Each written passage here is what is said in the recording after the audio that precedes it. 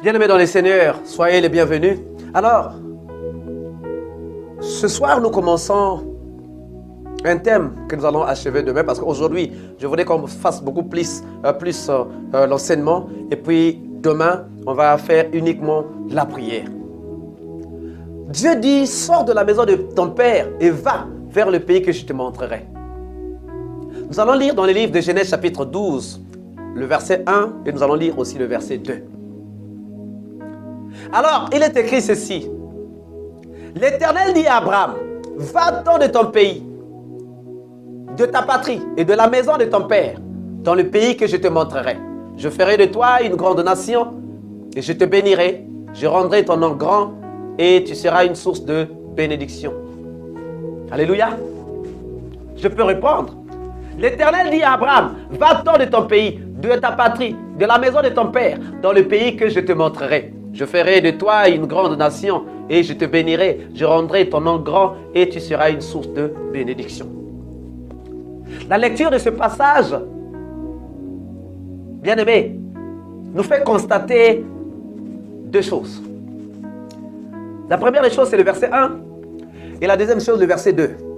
Dans le verset 1, Dieu est en train de donner un ordre, ou 4 ordres, disons, 4 ordres à Abraham. Il dit à Abraham, va de ton pays, va de ta patrie, sors de la maison de ton père et va vers le pays que je te montrerai. Donc, 3. Ça dit, va-t'en de ton pays, va-t'en de ta patrie, va-t'en de la maison de ton père et va vers le pays que moi je te montrerai. Alléluia. Et au verset 2, il est question maintenant de promesses. Dieu dit, je ferai de toi une grande nation. Je te bénirai. Je rendrai ton nom grand. Tu seras une source de bénédiction. C'est des promesses. Donc, les promesses du verset 2 sont liées à l'exécution des ordres du verset 1. Ce que nous comprenons, c'est quoi? C'est que Dieu n'a pas voulu bénir Abraham dans la maison de son père. Dieu n'a pas voulu rendre le nom d'Abraham grand dans la maison de son père. Mais pourquoi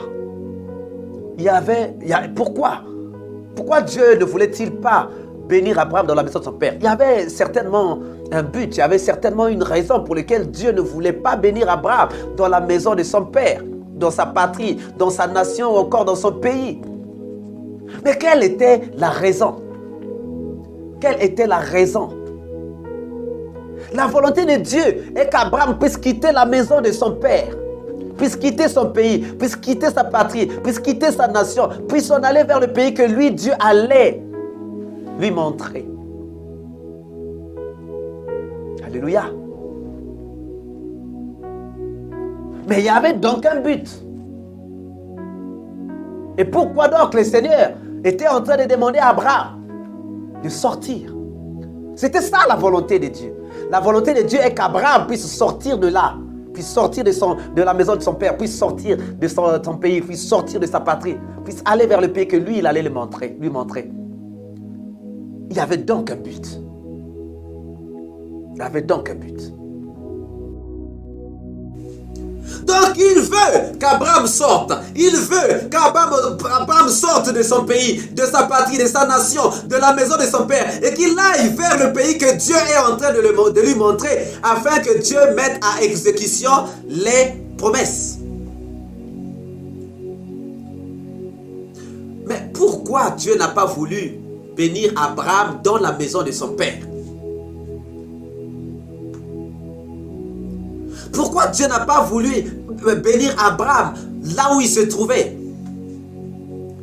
Pourquoi Dieu n'a-t-il pas voulu bénir Abraham dans sa patrie, dans sa nation, avant qu'il ne parte là où il voulait lui montrer? Pourquoi? Il avait certainement, bien aimé, un but pour lequel Dieu ne voulait pas bénir Abraham dans la maison de son père. Parce que Dieu fait toutes choses pour un but. Dieu ne fait rien par hasard. Dieu ne fait rien par hasard. Dieu fait toutes choses pour un but. Il fait toutes choses pour un but. Donc, en demandant à Abraham de quitter la maison de son père, Dieu avait un but. Le but, c'était la réalisation ou l'exécution de ses promesses. De ses promesses. Mais quelle était la raison? Quelle était la raison qui faisait que Dieu ne puisse pas bénir Abraham? La raison, oui, nous comprenons que Dieu ne peut pas faire des choses par hasard. Il avait une raison, il y avait un but. Mais quel était le but? Quelle était la raison? Pour quel but Dieu avait-il voulu bénir Abraham, mais hors de la maison de son père? Pour quel but Dieu a demandé à Abraham de partir de la maison de son père pour qu'il le bénisse? Pour quel but? Quelle était la raison? Quelle était la raison qui avait fait que Dieu ne puisse pas bénir Abraham en ce temps-là, mais qu'il puisse demander à Abraham de sortir de là? Lisons le même verset. Mais lorsque nous lisons dans la version Martin, le verset 1 dans la maison Martin nous dit ceci. Le même verset 1, le chapitre 12. Chapitre 12, Genèse chapitre 12, verset 1. Au verset 1 de la version Martin, il est dit: Or, l'Éternel avait dit à Abraham, sors de ton pays et d'avec ta parenté et de la maison de ton père et viens au pays que je te montrerai. Dans cette version, Dieu dit viens. Dans cette version, il n'est pas dit va vers le pays, mais il dit viens. Ça dit sors de ton pays, sors de ta patrie, sors de la maison de ton père et viens. Viens dans le pays que je te montrerai. Mais bien aimé, pourquoi Dieu dit viens? Pour les autres promesses, pour les autres ordres, les autres commandements, il n'a pas dit viens. Mais pour le dernier, il dit viens. Viens vers le pays que moi je te montrerai. Pourquoi Dieu dit viens? Mais viens signifie quoi? Comprenons d'abord ce que viens signifie. Viens signifie que Dieu se trouvait dans le nouveau pays où Abraham devait aller. Parce que quand on dit à quelqu'un viens, ça veut dire que toi tu es déjà là où l'autre doit venir. Tu es déjà là où l'autre doit venir. Voilà pourquoi tu dis viens. Donc quand tu dis viens, ça signifie avance. Tu dis à quelqu'un d'avancer vers toi. Tu dis à quelqu'un de s'approcher de toi. Dieu dit à Abraham, viens vers le pays que je te montrerai. Sors de la maison de ton père, sors de ta patrie, sors de ta nation, de ton pays, mais viens vers le pays que moi je te montrerai. Ça veut dire quoi? Ça veut dire que Dieu n'était pas dans le pays où Abraham se trouvait avant. Dieu n'était pas dans le pays où Abraham se trouvait avant. Dieu était dans le pays où il voulait qu'Abraham puisse aller. Dieu était dans le pays où Abraham devait aller. Parce qu'il dit viens. Il n'a même pas dit que nous partons. Non, il dit viens. Toi Abraham viens. Là où moi je suis. Toi Abraham viens, viens. Donc approche-toi de moi. Donc viens signifie que Dieu se trouvait dans le nouveau pays où Abraham devait aller. Parce que viens signifie avance vers moi, approche-toi de moi. Viens signifie viens, rejoins-moi. Rejoins-moi. Nous pouvons dire, sans hésiter bien aimé, que Dieu appelait Abraham pour aller là où lui il était.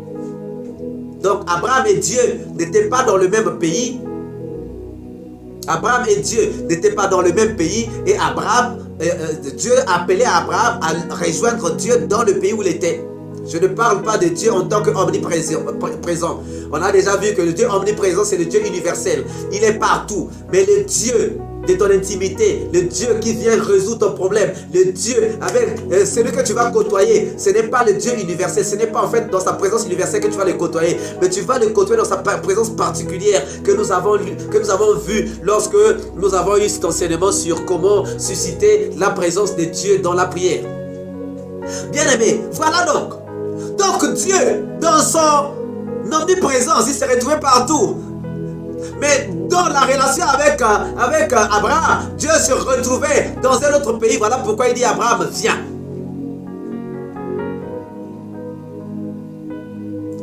Donc Dieu s'était sûrement dit, je bénis Abraham dans son pays, dans sa patrie, dans la maison de son père, non, c'est pas bon. Voilà pourquoi il dit non, non, non, rejoins-moi. Alléluia. Voilà pourquoi il dit, rejoins-moi, toi Abraham, rejoins-moi, viens là où je suis, le pays que je te montrerai. Et Dieu s'est sûrement dit, si je bénis Abraham dans son pays, dans sa patrie, dans la maison de son père, il va gaspiller cette bénédiction, ça ne sera pas utile. Mais pourquoi ça devait être un gaspillage pour Dieu? Pourquoi ça devait être un gaspillage?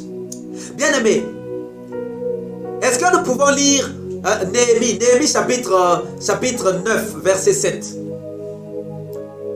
Dans Néhémie chapitre 9, verset 7, il est dit ceci. Pour ceux qui sont sur Facebook, je peux vous le partager. Je peux vous le partager. Voilà. Donc, Néhémie chapitre 9, verset 7 dit ceci. C'est toi, Éternel Dieu, qui as choisi Abraham, qui l'a fait sortir d'Ur en Chaldée, et qui lui a donné le nom d'Abraham. Donc, bien-aimé, on est en train de rappeler à Dieu que, Seigneur, toi, Dieu éternel, c'est toi qui avais choisi Abraham. Et c'est toi qui avais fait sortir Abraham et sa famille d'Ur en Chaldée. Et qui l'a donné, et qui lui a donné le nom d'Abraham. Donc, bien aimé, tu vas te rendre compte déjà que ce passage, on nous parle de la famille d'Abraham qui a quitté Ur en Chaldée. Mais pourtant, ce n'est pas en Chaldée que Dieu appelle Abraham. Parce que dans Genèse chapitre 11, verset 31 et verset 32, Genèse chapitre 11, verset 31 et verset 32, il est dit ceci. Terach prit Abraham, son fils, et Lot, fils d'Aaron, fils de son fils, et Sarai, sa belle-fille, femme d'Abraham, son fils. Ils sortirent ensemble d'Ur en Chaldée pour aller au pays de Canaan. Ils vinrent jusqu'à Charan et ils y habitèrent. Alléluia. Bien-aimé, le chapitre 11, verset 31 et verset 32 de Genèse est en train de nous expliquer que Terach, qui était le père d'Abraham, avait pris Abraham, avait pris Sarai, la femme d'Abraham, et avait pris Lot, qui était le neveu d'Abraham. Et ils sont partis d'Ur en Chaldée pour aller vers Canaan. Donc, ils sont sortis d'Ur en Chaldée pour aller vers Canaan. Mais on ajoute qu'ils vinrent jusqu'à Charan et ils y habitèrent. Donc, le but c'était qu'ils puissent aller à Canaan. Le but était qu'ils puissent aller à Canaan. Mais ils sont venus s'installer à Charan. Ils sont venus s'installer à Charan. Donc, la famille d'Abraham avait quitté Ur en Chaldée en direction de Canaan, mais ils sont arrivés à Charan et ils se sont installés à Charan. Ils sont installés à Charan. Et c'est pourtant à Charan que Dieu appelle Abraham. Donc la sortie d'Ur en Chaldée vers Charan était déjà un plan de Dieu. Et voilà pourquoi il est encore dit dans Genèse chapitre 15 verset 7. Genèse chapitre 15 verset 7. L'Éternel lui dit encore, je suis l'Éternel qui t'ai fait sortir d'Ur en Chaldée pour te donner en possession ce pays. Pourtant, Dieu n'a parlé à Abraham qu'à Charan. Il n'a parlé à Abraham qu'à Charan. Mais Dieu dit que c'est moi qui t'ai fait sortir d'Ur en Chaldée. Avant que tu ne puisses t'installer à Charan, là où moi je t'ai parlé, c'est moi qui t'ai fait sortir d'Ur en Chaldée avec ta famille. Alléluia. Bien-aimé, or le père d'Abraham servait d'autres dieux. Et donc, Dieu ne voulait pas bénir Abraham dans son pays, dans sa patrie, dans la maison de son père. Car il n'allait pas comprendre que c'est Dieu qui l'avait béni. Si nous lisons le livre de Josué, Josué au chapitre 24. Josué au chapitre 24, verset 2. Le verset 2 et le verset 3.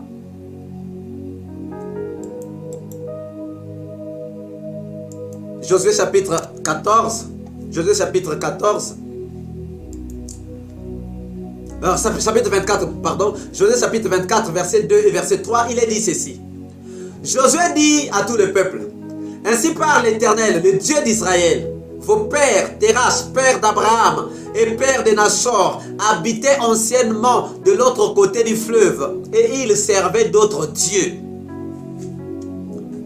Donc, la famille d'Abraham ne servait pas le vrai Dieu. La famille d'Abraham ne servait pas l'Éternel des armées. La famille d'Abraham, le père d'Abraham, toute sa famille d'Abraham, la nation d'Abraham, le pays d'Abraham, la patrie d'Abraham ne servait pas l'Éternel des armées. Il ne servait pas le Dieu éternel. Il servait d'autres dieux. C'est ce que la Bible nous dit. Il servait d'autres dieux.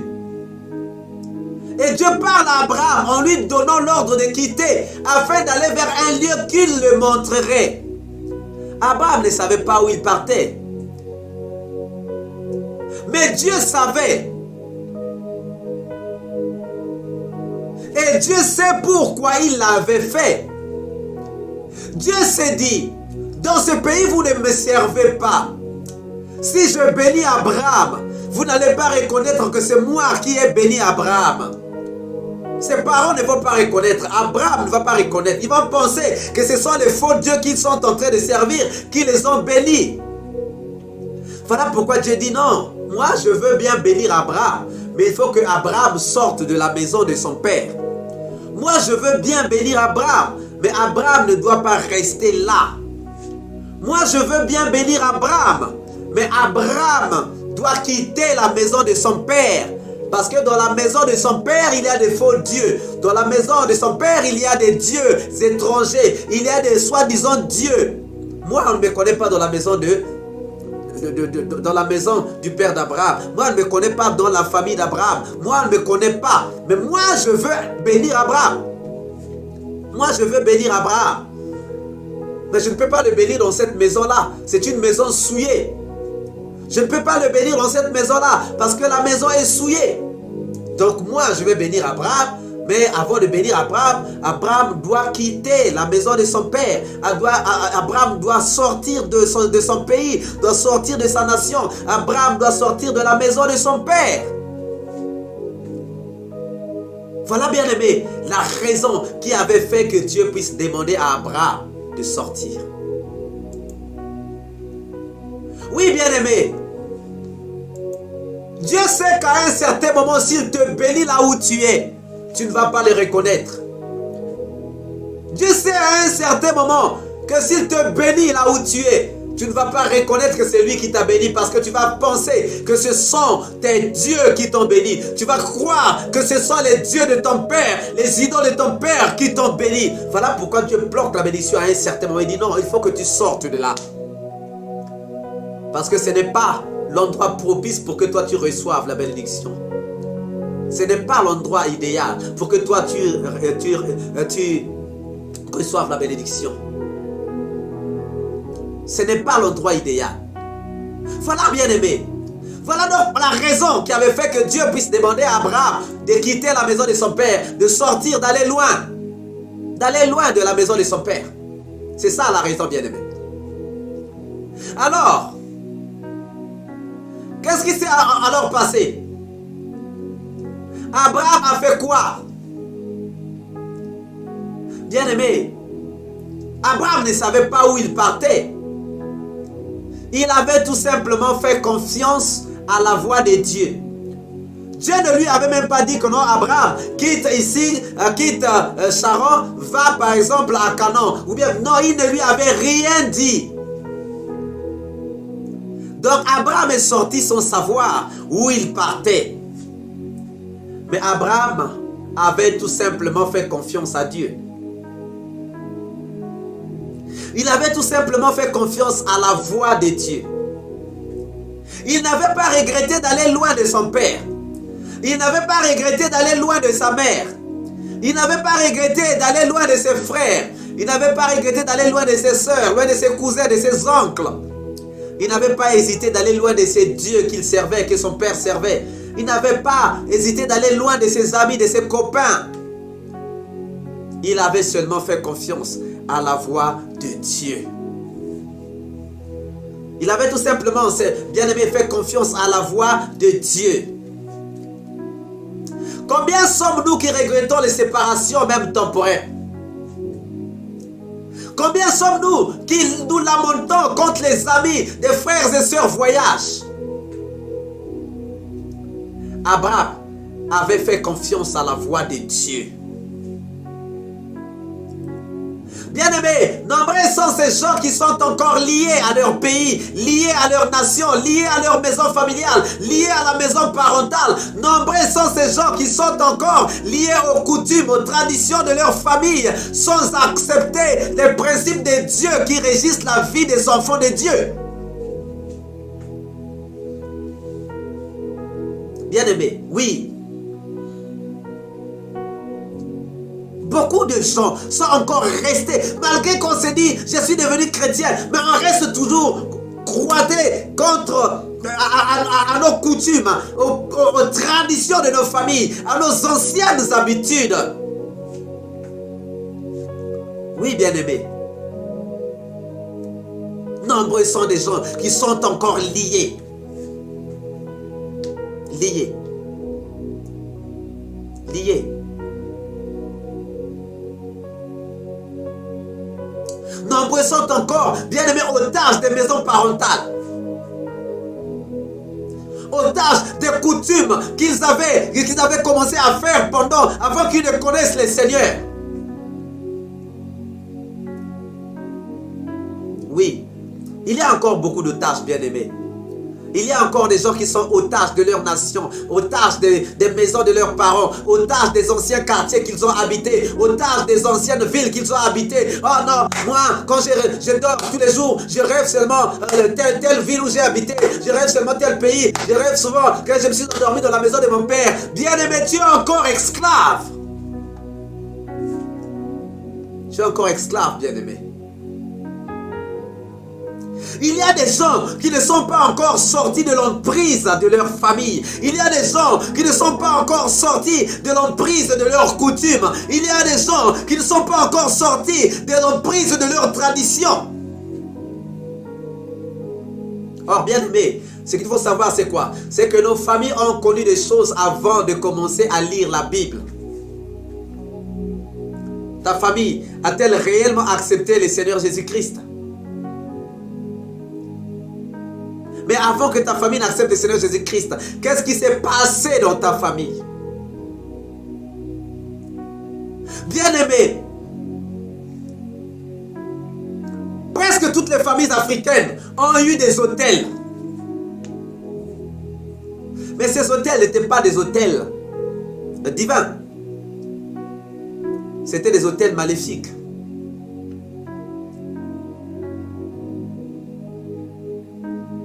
Les gens ont fait, bien aimer, des choses pour leur famille, pour protéger leur famille. Il fallait avoir un talisman pour protéger la famille. Il fallait avoir, je ne sais pas, un mortier ou bien encore un pilon pour protéger la famille. Il fallait avoir un balai ou encore une épée pour protéger sa famille. Bien aimé, ce sont des autels. Le prétexte était la protection de la famille. Mais c'était des hôtels. En Europe, bien aimé, pendant les guerres mondiales, les gens se sont liés à la magie pour protéger leur famille. Pour que leur famille soit invisible au bal.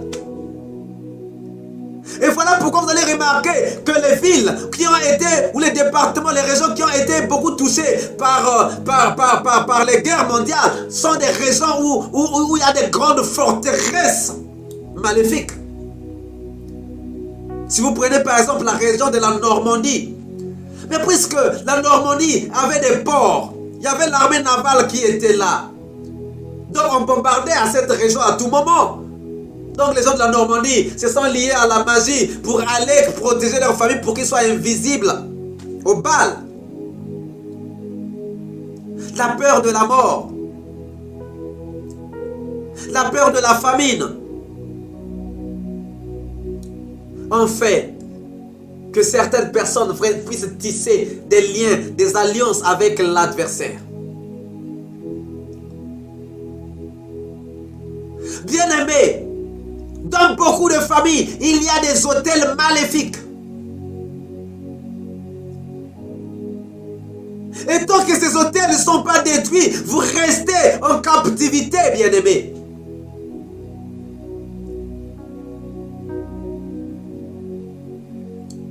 Il faut sortir de la maison de son père. Bien-aimé, peut-être que ton père avait érigé un hôtel dans ta famille, dans ta maison, dans la maison parentale, sans qu'il ne sache ce que cet hôtel signifiait. Ou bien sans avoir les moyens de pouvoir détruire. En Afrique, vous allez rentrer dans des maisons, vous allez voir que sur la porte, il y a quelque chose. Un petit fétiche, quoi, pour que le sorcier ne puisse pas rentrer. Mais c'est un hôtel. C'est un hôtel, bien-aimé.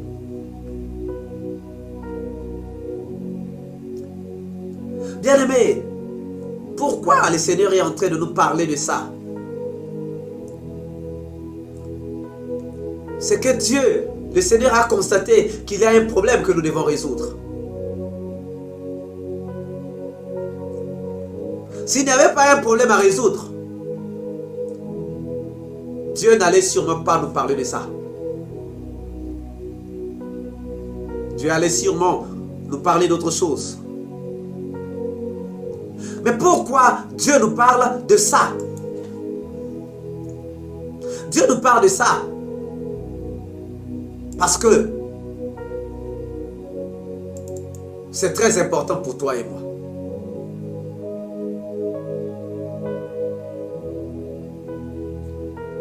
C'est très important, bien-aimé.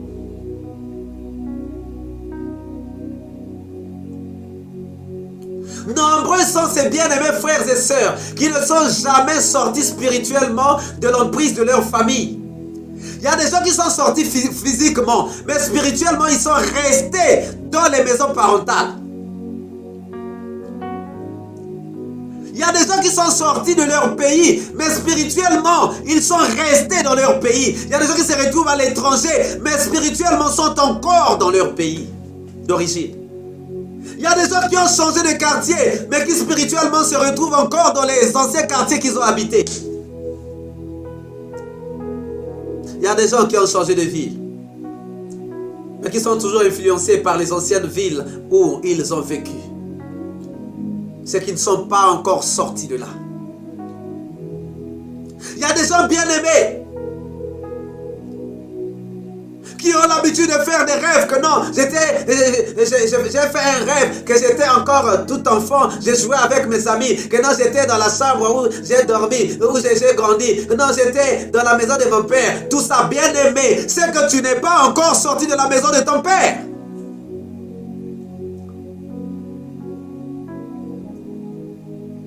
Nombreux sont ces bien-aimés frères et sœurs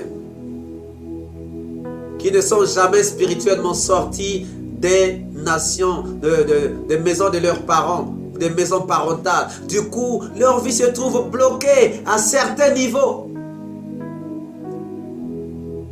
L'épreuve se manifeste souvent dans ces rêves. Ces rêves signifient qu'il y a encore un rapport avec la maison parentale spirituellement. Or, la Bible dit que l'homme quittera son père, sa mère s'attachera à sa femme et les deux deviendront une seule personne. Ça veut dire qu'à un certain moment, un homme ou une femme doivent quitter les parents. Mais pas seulement quitter physiquement, mais il faut quitter spirituellement surtout.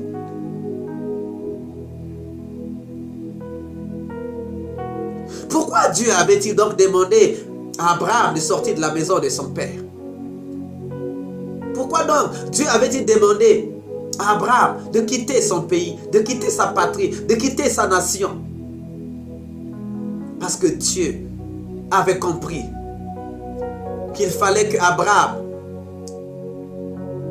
change spirituellement son lieu géographique pour qu'il reçoive les bénédictions de Dieu. Bien-aimé, bien-aimé, maintenant nous allons prier. La première des choses, c'est que nous allons demander pardon à Dieu.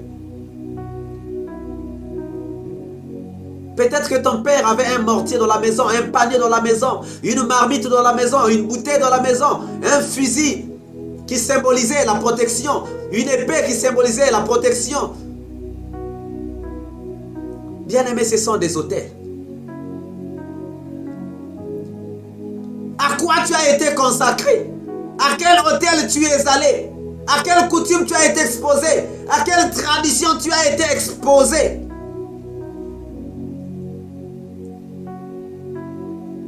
Bien-aimé, ce soir, tu vas prier. Tu vas élever ta voix et tu vas demander pardon à Dieu.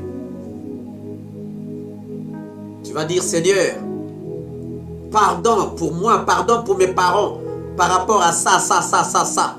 S'il y a des choses que tu connais bien, dénonce-les.